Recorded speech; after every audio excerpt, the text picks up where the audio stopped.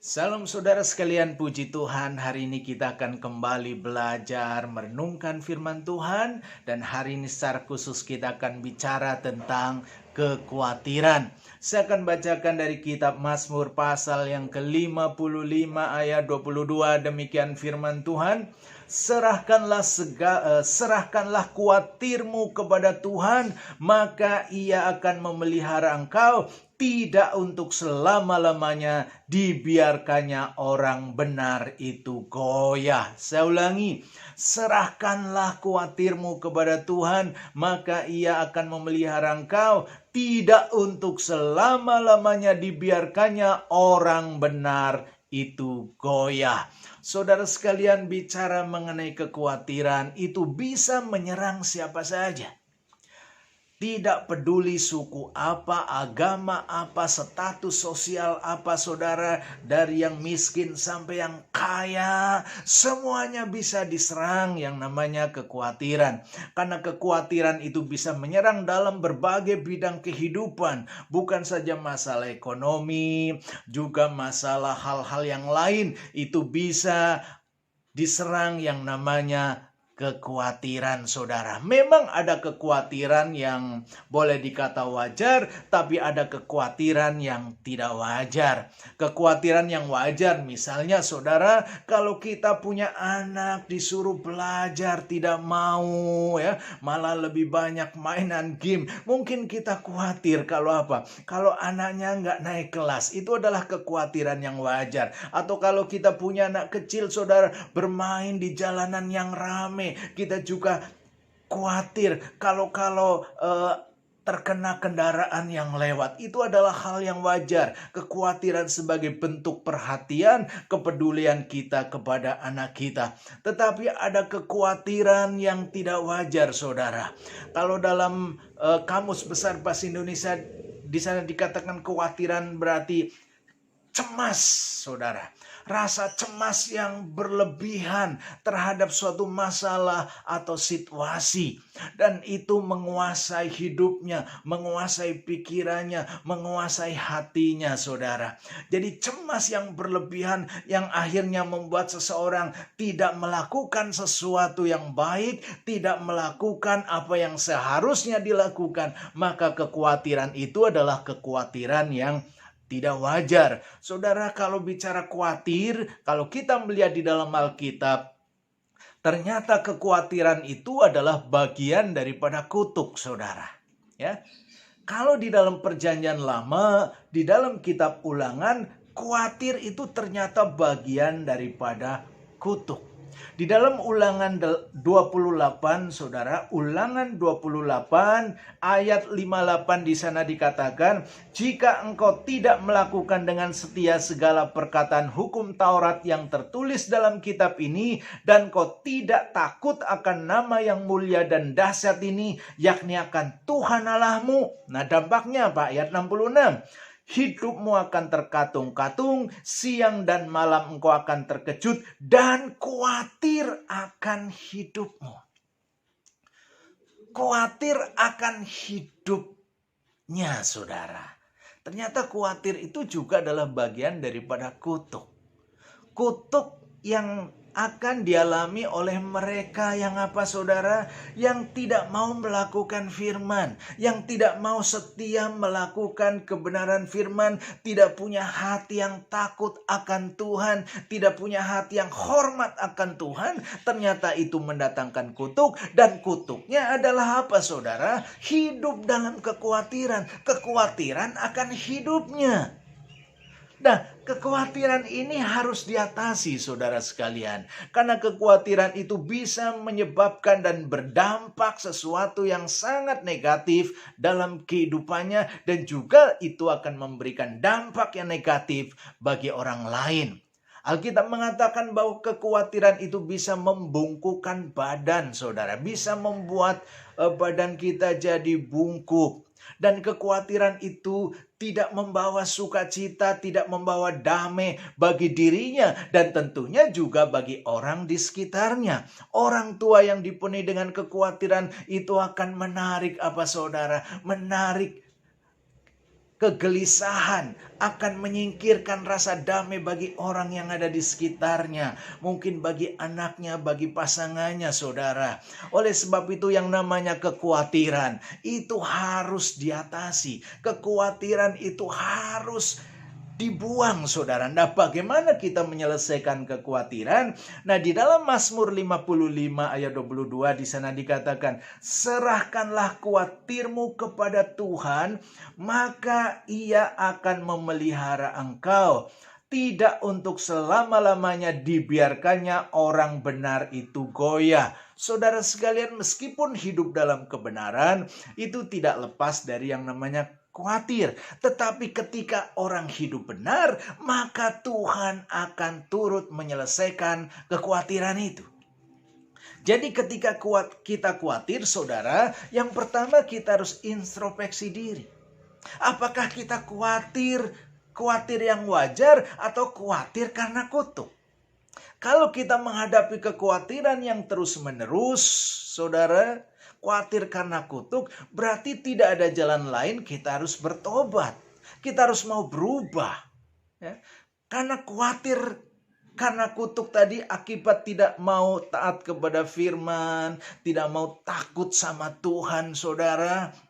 Sehingga dipenuhi dengan kekhawatiran, dampaknya apa? Dia tidak melakukan apa yang seharusnya dilakukan, saudara. Malah menghindari sesuatu yang baik dalam hidupnya. Mungkin jadi orang tidak mau ibadah, nggak mau melakukan sesuatu yang positif. Karena dibelenggu oleh kekhawatiran, saudara. Ini justru akan semakin menambah masalah.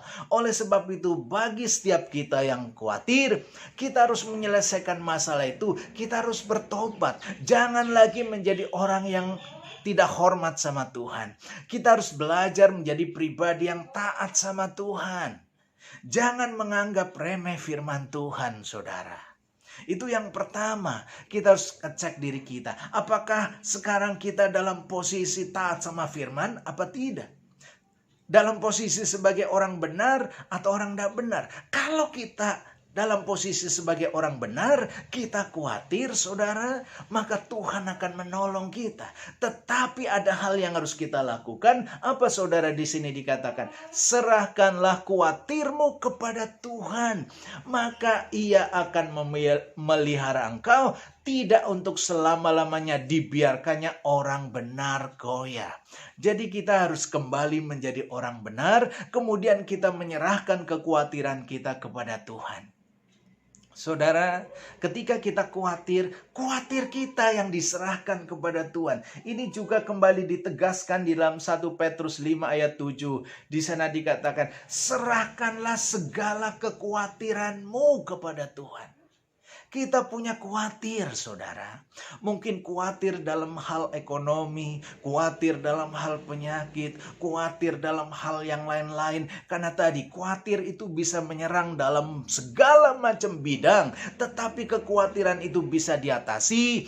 Yang pertama, kita harus menjadi orang yang benar. Yang kedua, kita mau menyerahkan kekhawatiran itu kepada Tuhan. Apa sih arti diserahkan, saudara?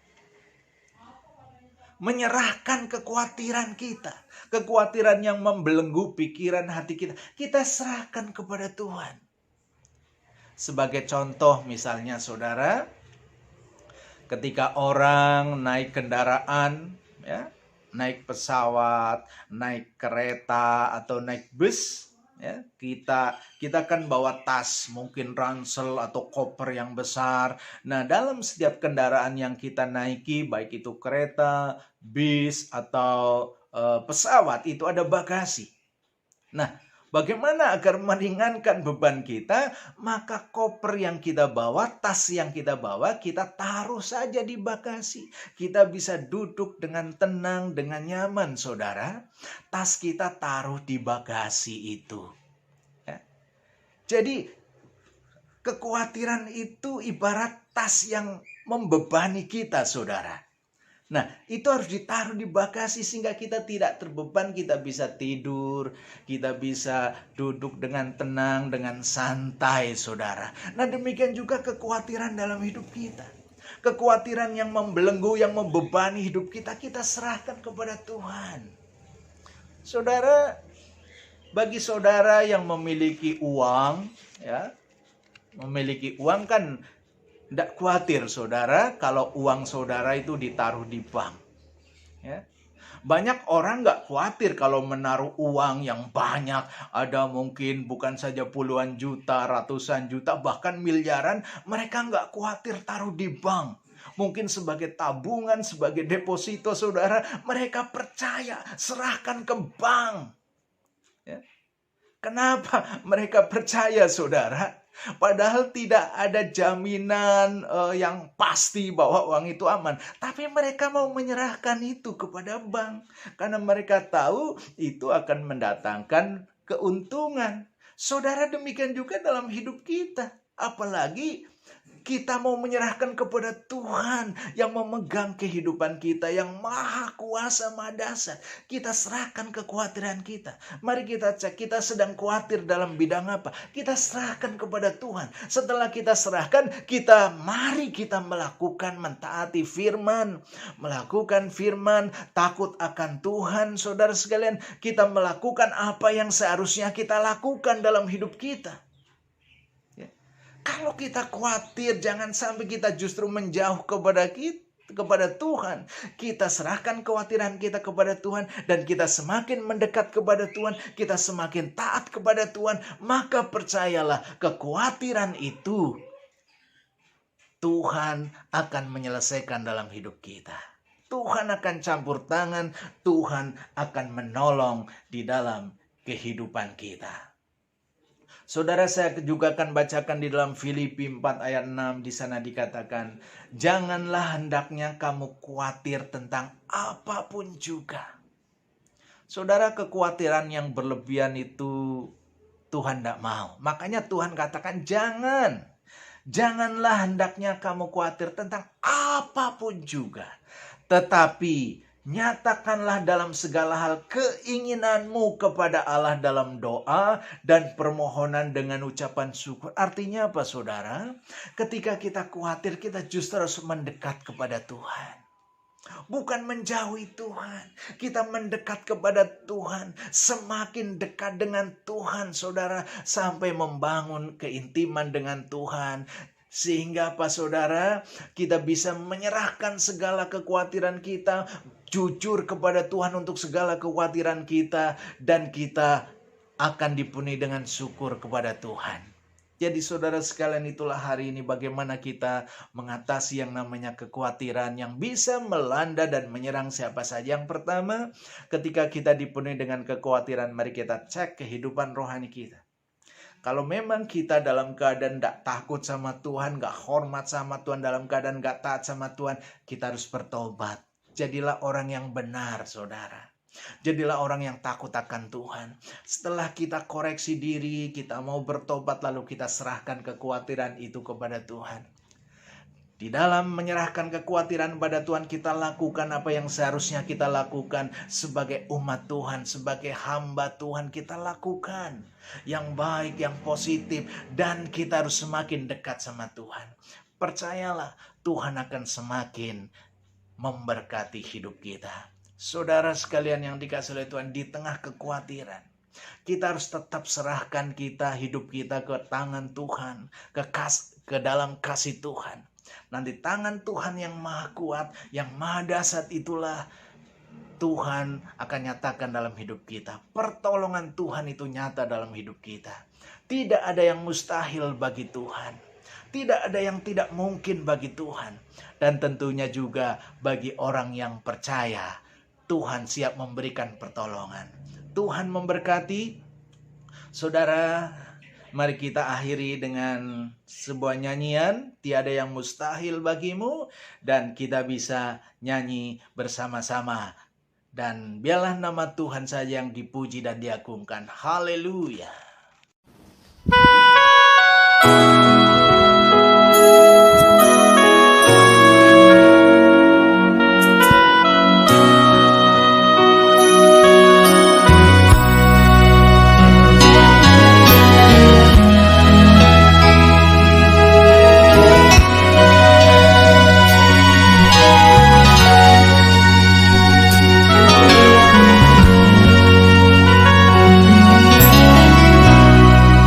Saat ini Tuhan, ku perlukan tangan-Mu.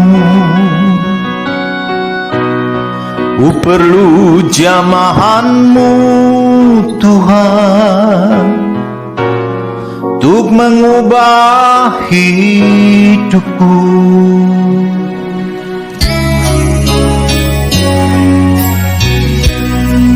Ajarilah aku Tuhan, melakukan firman-Mu, dan lengkapi aku Tuhan dengan roh dan hikmat-Mu.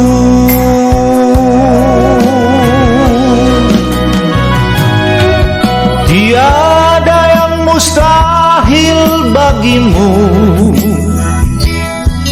tiada yang tak mungkin bagi-Mu. Aku mau berserah dalam tangan-Mu, oh Tuhanku.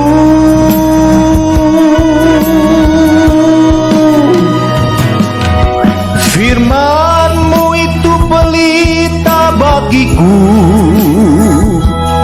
firman-Mu itu terang bagi jalanku. Aku mau ada di dalam tangan-Mu, hidup dan matiku.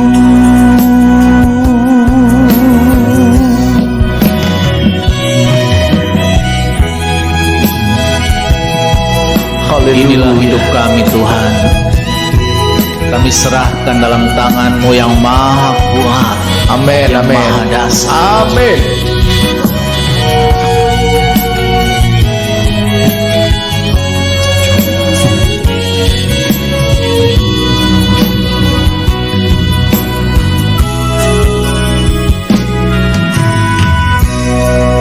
Ajarilah aku Tuhan, melakukan firman-Mu, dan lengkapi aku Tuhan dengan roh dan hikmat-Mu.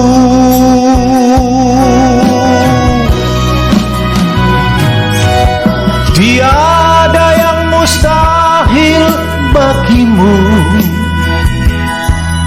tiada yang tak mungkin bagi-Mu.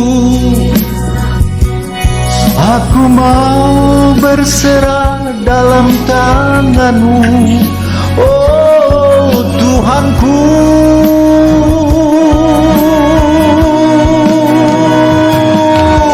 Firman-Mu itu pelita bagiku, firman-Mu itu terang bagi jalanku. Aku mau ada di dalam tangan-Mu, hidup dan matiku. Haleluya. Tiada yang mustahil bagi-Mu, oh. Tiada yang tak mungkin bagi-Mu. Aku mau berserah dalam tangan-Mu, oh Tuhanku. Oh haleluya, haleluya. Firman-Mu itu pelita bagiku, firman-Mu itu terang bagi jalanku. Aku mau ada di dalam tangan-Mu, hidup dan matiku.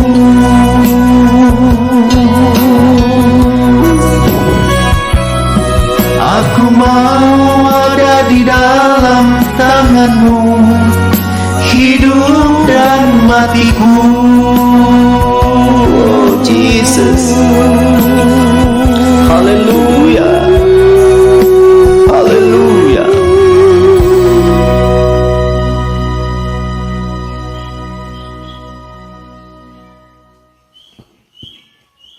Mau pergi, Riz?